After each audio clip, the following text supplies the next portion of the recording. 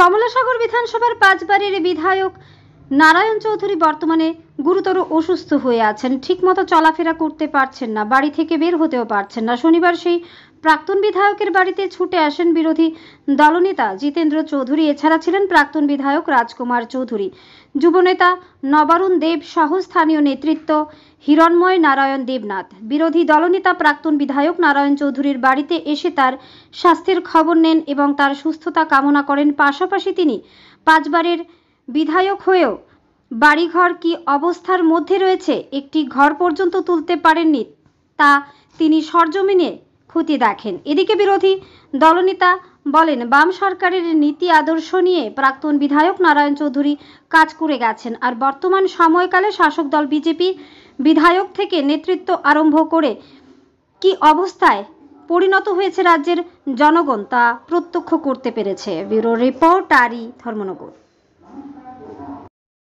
ভারতীয় communist party মালবাদ Tripura রাজ্য কমিটির সম্পাদক জিতেন চৌধুরী।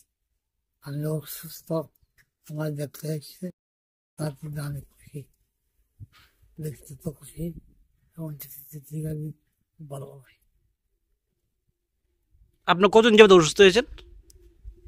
মাস অনেক। বাড়িতে বেরোতে পারছেন না,